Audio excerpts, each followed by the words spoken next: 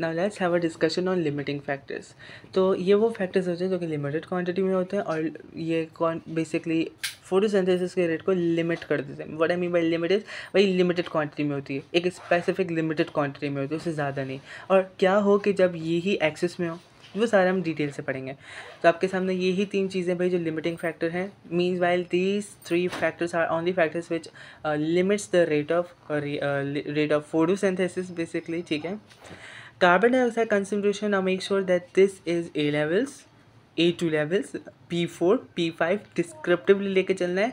Marks scheme के answer को go through करना है और बहुत कम या बहुत ब्रीफ आंसर्स नहीं देने इस तरीके से कि आप डिटेल ही ना दो, या जो डिटेल मांग रहे हैं उसको आप निगलेक्ट कर दो, ऑब्वियसली मार्क्स कट होते हैं फिर, ठीक। यानी कि अगर मैंने what I mean to say, अगर मैंने आपसे पूछा कि कार्बन डाइऑक्साइड कंसनट्रेशन को मैंने बढ़ा दिया तो आप बताएं कि इससे रेट पे क्या फ़र्क पड़ेगा। You will say the rate will increase, obviously the rate will increase. लेकिन कैसे इंक्रीज़ हो रहा है आपको डिस्क्रिप्टिव और डिटेल लेके चलना होता है भाई। मोर कार्बन डाइऑक्साइड कंसनट्रेशन होगी, ज़्यादा कार्बन डाइऑक्साइड बनेंगे तो हमारे पास ज़्यादा कार्बन डाइऑक्साइड अवेलेबल है तो हमारे पास मोर कार्बोक्सिलेशन ऑफ RuBP होगी।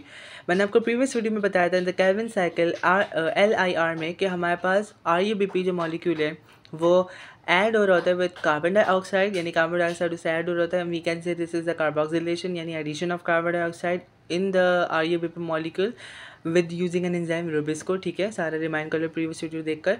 तो हमारे पास कार्बन डाइऑक्साइड अगर ज़्यादा होंगे तो भाई कार्बोक्सिलेशन ज़्यादा होगी ना, तो उसकी वजह से हमारे पास high rate of light independent reaction होगा, क्योंकि ऑब्वियसली हमारे पास RuBP सिर्फ लाइट इंडिपेंडेंट रिएक्शन में होता है, लाइट डिपेंडेंट में नहीं होता। You can also say high rate of Calvin cycle, okay, both mean same. More formation of organic compounds, भाई ऑर्गेनिक कंपाउंड ज़्यादा कैसे फॉर्म हो रहे हैं, वो इस तरह से फॉर्म हो रहे हैं कि जब हमारे पास कार्बन डाइऑक्साइड ज़्यादा है तो हमारे पास RuBP ज़्यादा कार्बोक्सिलेट हो रहा होगा, राइट। तो वो ज़्यादा 6 कार्बन मॉलिक्यूल बना रहा होता है, which in previous video I told you.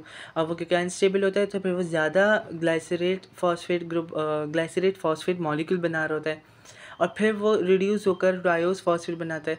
तो जितने ज़्यादा RuBP कार्बोक्सिलेट होंगे उतने ज़्यादा हमारे पास ट्रायोस फॉस्फेट बनेंगे और उतनी ज़्यादा फिर वो वापस जब रीजनरेट होकर RuBP बनाता है तो बचे कुछ मॉलिक्यूल से तो ऑर्गेनिक कंपाउंड्स बनते हैं।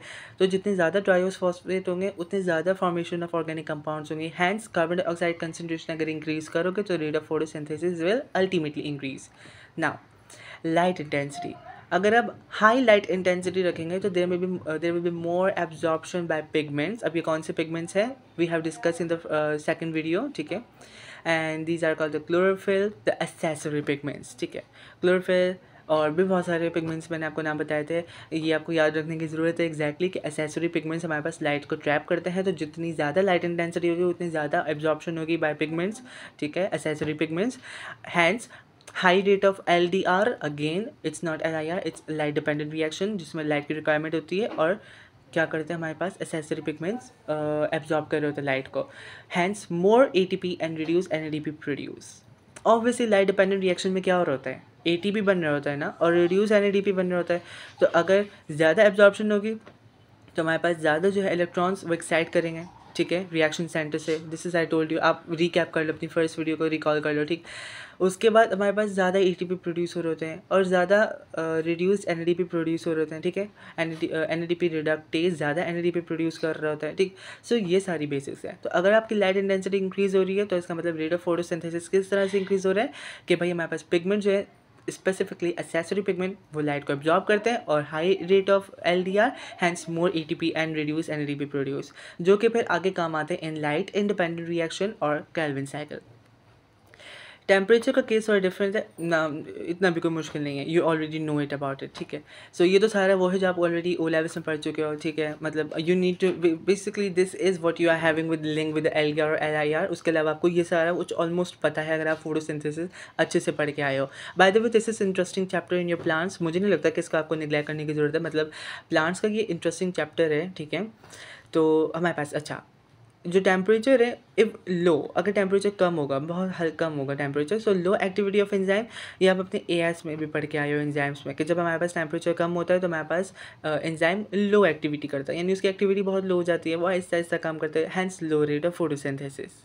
वहीं पर ही अगर हमारे पास टेम्परेचर हाई होता है तो एंजाइम्स डीनेचर हो जाते हैं, ठीक है, बिकॉज एक्टिव साइड उनकी चेंज हो जाएगी जब वो डीनेचर होंगे, और फिर ज़्यादा एंजाइम सबस्ट्रेट कॉम्प्लेक्स नहीं बनता और उसकी वजह से लो रेट ऑफ फोटोसिंथेसिस। लेकिन टेम्परेचर, और कौन सा ऐसा टेम्परेचर है जो कि देना चाहिए ताकि फोटोसिंथेसिस हाईली यानी कि हाई रेट पर वर्क करे, ठीक है, that is called optimum temperature, ठीक है। अब आपको डिस्क्रिप्टिवली लेके चलना है। और इफ ऑप्टिमम टेम्परेचर, ठीक है, तो इसका मतलब है कि more enzyme substrate complex are form, ठीक है, and you need to also, it's good to just name the enzymes such as NADP reductase, ATP synthase और बिस्को, ठीक है, ये 3 एंजाइम्स बहुत इंपॉर्टेंट हैं आपके फोटोसिंथेसिस में। You can also include oxygen evolving complex enzyme, ठीक है, मोर रेट ऑफ एलडीआर एंड एलआईआर। अब मैंने एन को अंडरलाइन किया, इसका मतलब एलडीआर और एलआईआर, क्योंकि ऑब्वियसली एलडीआर का भी रेट हाई है, एलआईआर का भी रेट हाई है। तो टेम्परेचर तो भाई आपको ऑप्टिमम ही रखना है। अगर आपका टेम्परेचर ऑप्टिमम नहीं है तो रेट ऑफ फोटोसिंथेसिस इंक्रीज नहीं होगा, हैंस मोर ऑर्गेनिक कंपाउंड फॉर्मेशन, क्योंकि भाई एंजाइम ज़्यादा प्रोड्यूस हो रहे होंगे, ठीक है, एंजाइम सबस्ट्रेट कॉम्प्लेक्स ज़्यादा बन रहे होंगे। तो एलडीआर और एलआईआर जब बढ़ गया तो इट्स अल्टीमेटली अंडरस्टूड कि हमारे पास मोर ऑर्गेनिक कंपाउंड फॉर्मेशन होती है। अब लास्ट चीज़ है, थोड़ा इंपॉर्टेंट है, लिमिटिंग फैक्टर की आखिरी चीज़ पढ़ते चलेंगे, दैट इज़ अ ग्राफ, ठीक है। और ये graphs I think so that आप ओ लेवल्स में भी पढ़े हुए आपने, और ये बहुत इजी है by the way, it's nothing difficult. अच्छा, जिसको इस ग्राफ से मुश्किल लगती है उसके लिए मैं थोड़ी आज ट्रिक्स बताऊंगा यहाँ पर, ठीक है, बहुत छोटी है, बहुत ईजी है। सबसे पहला जो ग्राफ है वो आपको है रेट ऑफ फोटोसिंथेसिस, ठीक है, वाई एक्सिस पे आपको तीनों का रेट ऑफ फोटोसिंथेसिस दिया हुआ है। अब पहले वाले ग्राफ को देखो तो उसमें कार्बन डाइऑक्साइड कंसंट्रेशन दी हुई है आपको on the x axis. Now on the green region shaded, अच्छा इसे ग्राफ्स के कर्व्स भी याद कर लो आप, ठीक है ना, मे बी हो सकता है कि मे बी आपको बनाने को दे दिए जाएँ, ठीक है। स्टार्टिंग में रेट आहिस्ता आहिस्ता इंक्रीज़ हो रहा है, तो ये आहिस्ता आहिस्ता इंक्रीज़ का क्या मतलब है, एक बात याद रखो कि ग्राफ शुरू कहाँ से हो रहा है। मैं पहले वाले ग्राफ की बात कर रहा हूँ, that is of carbon dioxide. ये 0 से शुरू हो रहा है, इसका मतलब 0 1 2 3 4 5, यानी carbon dioxide concentration Aahista Aahista बढ़ रही है, यानी अभी ये लिमिटिंग फैक्टर है।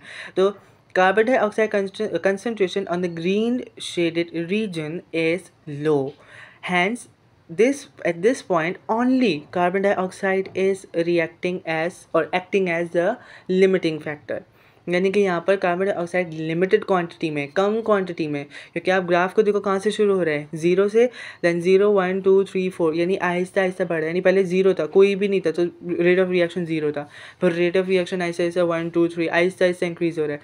तो कार्बन डाइऑक्साइड भी जिस तरह से आहिस्ता आहिस्ता इंक्रीज़ हो रहा है, इसी तरीके से हमारे पास फोटोसिंथेसिस भी इंक्रीज़ हो रहा है। अब जो येलो शेडेड रीजन है वहाँ पर मैंने आपको बताया कि कार्बन डाइऑक्साइड कंसंट्रेशन हाई है, क्योंकि जाहिर सी बात है आगे आप चलोगे तो 1 2 3 4 5 6 7 9 10 11 12 13 14 या 50 100 200 300, अब तो कार्बन डाइऑक्साइड कंसंट्रेशन हाई है, तो अब तो नहीं कर सकते आपके लिमिटिंग फैक्टर कार्बन डाइऑक्साइड है। देन एट दिस रीजन आप कह रहे हो कि भाई रेट ऑफ फोटोसिंथेसिस तो कांस्टेंट लाइन बन गई, जो आप येलो कलर का शेड देख रहे हो ये लाइन स्ट्रेट लाइन है ना, अब तो ये बढ़ नहीं रहा रेट, क्यों नहीं बढ़ रहा, बिकॉज अब यहाँ पर रेट ऑफ फोटोसिंथेसिस लिमिट हो गया, तो इसको किसने लिमिट किया, इसको किसने कांस्टेंट बना दिया। अब तो हमारे पास इतने सारे कार्बन डाइऑक्साइड है, तो उसको जिसने लिमिट बनाया that is called the temperature and light intensity. यहाँ पर कार्बन डाइऑक्साइड अब लिमिटिंग फैक्टर नहीं रहा, और यहाँ पर लिमिटिंग फैक्टर अब टेम्परेचर और लाइट इंटेंसिटी हो गया। आपके पास 3 से 4 मार्क का क्वेश्चन आता है कि एक्सप्लेन दिस कर्व, और बच्चा किस तरीके से एक्सप्लेन कर रहा होता है, अक्सर और बेशतर बच्चे कहते हैं कि ये स्ट्रेट लाइन चल रही थी फ्रॉम 0, कार्बन डाइऑक्साइड बढ़ गया तो ये बढ़ गया, उसके बाद फिर वो कांस्टेंट हो गई, और आप लाइक वो ये वर्ड यूज़ ही नहीं करते कि लिमिटिंग फैक्टर, या सिर्फ कार्बन डाइऑक्साइड का बताकर 1 मार्क गेन कर लेते हैं।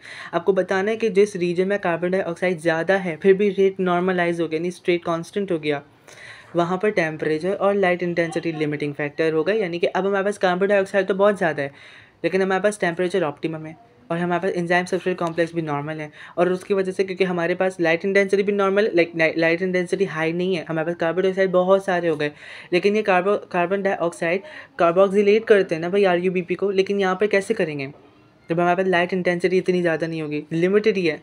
आपने कहा पहले लाइट इंटेंसिटी नॉर्मल रखते हैं, टेम्परेचर नॉर्मल रखते हैं, और बिकॉज मेक श्योर कि अगर आप एक चीज़ को इन्वेस्टिगेट कर रहे हो तो बाकी चीज़ों को आप स्टैंडर्डाइज करते हो या कांस्टेंट रखते हो, ठीक है, that are call control variables. हम P5 में डिस्क्रिप्टिवली पढ़ेंगे, बहुत डिटेल से पढ़ना है उसको। यहाँ पे आपने टेम्परेचर को रख दिया for suppose optimum, light intensity को आपने एक परफेक्ट क्वांटिटी में रखा और आपने कार्बन डाइऑक्साइड कंसंट्रेशन को लो टू हाई किया। अब आपने लो से हाई किया, आपको पता था लो से हाई करते हुए carbon dioxide concentration limiting factor है। लेकिन जब येलो रीजन में पहुंच गए वहाँ पे तो भाई रेट कांस्टेंट हो गया। अब कार्बन डाइऑक्साइड इतना ज़्यादा फिर भी रेट नहीं बढ़ा। तो वो रेट इसलिए नहीं बढ़ा क्योंकि अब यहाँ पर टेम्परेचर और लाइट इंटेंसिटी लिमिटिंग फैक्टर है। आई होप यू अंडरस्टैंड दिस। और एक ट्रिक जो ये है फॉर लाइट इंटेंसिटी और कार्बन डाइऑक्साइड, आप दोनों में देखो कि दोनों में जो लिमिटिंग फैक्टर है, जो कर्व बन रहा है ना, यानी कि the straight curve line, that is showing you the limiting factor of the graph that is present on the x axis. What I mean to say, अगर ग्रीन रीजन को देखो आप लाइट इंटेंसिटी वाले पे इन द सेकंड ग्राफ, तो वहाँ पर green shaded region में लाइट इंटेंसिटी लिमिटिंग फैक्टर है, लेकिन आगे जाके वो लिमिट नहीं कर रहा। फिर अब वो लिमिटिंग फैक्टर नहीं है, वो एक्सिस में। अब कार्बन डाइऑक्साइड और टेम्परेचर लिमिटिंग फैक्टर है। Same goes for the carbon dioxide वाले में। तो इन दोनों में ये बात तो याद रखना, जो भी चीज़ हमारे पास एक्स एक्सिस पर होगी, जैसे जैसे कर्व ऐसा ऐसा इंक्रीज हो रहा है, तो वो चीज़ उस साइड पर ग्रीन शेडेड रीजन पर लिमिट करेगी, यानी लिमिटिंग फैक्टर एक्ट करेगी, ठीक। लेकिन जैसे ही स्ट्रेट कॉन्स्टेंट लाइन बन जाएगी, तो अब हमारे पास वो चीज़ लिमिटिंग फैक्टर है नहीं और बाकी चीज़ें limiting factor, such as temperature, ठीक। तो टेम्परेचर तो दोनों में लिमिटिंग फैक्टर है, you can see this, okay. Common चीज़ ये है, ठीक है। तो ये चीज़ है बेसिकली। और इसको थोड़ा सा अगर और समझा दूँ आपको, अगर सेकंड ग्राफ में समझा दूँ, अगर अभी भी समझ नहीं आया, तो इस सिंपल के हमारे पास लाइट इंटेंसिटी, अगर आप देखें सेकंड ग्राफ में लाइट इंटेंसिटी ज़ीरो थी। लाइट इंटेंसिटी ज़ीरो थी, इसका मतलब रेट ऑफ फोटोसिंथेसिस भी ज़ीरो था। आहिस्ता आहिस्ता इंक्रीज़ हुई, तो Aahista Aahista rate of photosynthesis भी इंक्रीज़ हो रहा है, क्योंकि आहिस्ता आहिस्ता यानी 1 2 3 4 ये लिमिटिंग फैक्टर है। आपको नहीं लगता कि 2% लाइट इंटेंसिटी कितनी कम है, तो उसी वजह से रेट कितना कम पड़ रहा है। अब अगर आगे कर्व देखो तो उस लिहाज से तो रेट बहुत ही कम है, ठीक है। While when there is a constant line, इसका मतलब आप देखो कि अब यार 50% या 100% लाइट इंटेंसिटी देने के बाद भी हमारे पास जो है वो जो फोटोसिंथेसिस उसका रेट बढ़ ही नहीं रहा। हम चाहते हैं बहुत हाई हो, लेकिन अब तो कांस्टेंट हो गया। तो ये कांस्टेंट किसने किया है? तो टेम्परेचर नहीं किया, क्योंकि ऑप्टिमम होगा टेम्परेचर। भाई एंजाइम्स अपने ऑप्टिमम टेम्परेचर पे वर्क कर रहे हैं। आप कितना हाई टेम्परेचर दोगे? ज़्यादा हाई नहीं दे सकते आप, ठीक। कार्बन डाइऑक्साइड कंसंट्रेशन यहाँ पर लिमिटेड होगी, यहाँ पर लिमिटिंग फैक्टर एक्ट करेगी, ठीक है ना। And the yellow shaded region in the light intensity graph, ठीक। क्यों? क्योंकि यहाँ पे कार्बन डाइऑक्साइड कंसंट्रेशन नॉर्मल है, मतलब लिमिटेड है। तो अब आप जितनी भी लाइट दे दो भाई, क्योंकि कार्बन डाइऑक्साइड कंसंट्रेशन नॉर्मल है, तो अब उतनी कार्बन डाइऑक्साइड जितने प्रेजेंट है वो सब कार्बोक्सिलेट होंगे, मतलब कार्बोक्सिलेट करेंगे RuBP को, ठीक। ऐसा नहीं कह सकते कि आपने लाइट इंटेंसिटी को भी हाई कर दिया तो कार्बन डाइऑक्साइड कंसंट्रेशन हाई है यहाँ पर, क्योंकि ऑब्वियसली वो लिमिटिंग फैक्टर एक्ट कर रही है। ये दोनों इंपॉर्टेंट ग्राफ हैं लिमिटिंग फैक्टर्स के, जिसमें बच्चे बहुत सारे सिली मिस्टेक्स करते हैं। तो आई होप कि आपको समझ आ गया। नहीं समझ आई है रिवाइंड करके दोबारा से देखो, आई होप कि समझ आ गई हो, ठीक। The third graph is of temperature. Y axis पर हमें रेट दिया हुआ है, एक्स एक्सिस पर हमें टेम्परेचर दिया हुआ है। Now you can see the yellow region, यहाँ पर टेम्परेचर लो है, तो जैसे जैसे टेम्परेचर आप इंक्रीज़ करोगे रेट ऑफ फोटोसिंथेसिस इंक्रीज़ हो रहा है। लेकिन रेट ऑफ सिंथेसिस बहुत ज़्यादा इंक्रीज़ कहाँ पर हो है? ऑप्टिमम टेम्परेचर में। लेकिन अगर आप उसके बाद भी टेम्परेचर को इंक्रीज़ करो तो the red shaded region is a danger zone, जहाँ पे हमारे पास डीनेचुरेशन हो रही है ऑफ द एंजाइम्स, यानी एंजाइम्स की जो एक्टिव साइड है उसकी शेप चेंज होगी, और उसकी वजह से it would be no more complementary to the shape of the substrate, ठीक है। उसकी वजह से क्या हो रहा है? रेट ऑफ फोटोसिंथेसिस डिक्रीज होगा। तो यहाँ पर जो लाइन मैंने आपको दी हुई है dotted line, that is called the optimum temperature, आप इसको ऑप्टिमल टेम्परेचर कह सकते हो। और इस पोजीशन पे ऑप्टिमल टेम्परेचर पे रेट ऑफ फोटोसिंथेसिस सबसे हाई पीक पे होता है, एज यू कैन सी। सो ये 3 ग्राफ्स हैं, that's all about the limiting factor. I hope you understand in very detail. फिर भी कुछ समझ नहीं आए, कमेंट सेक्शन हमेशा ओपन है आप लोगों के लिए, so just ask any time, I will be replying you, ठीक। And I hope you understand all of this.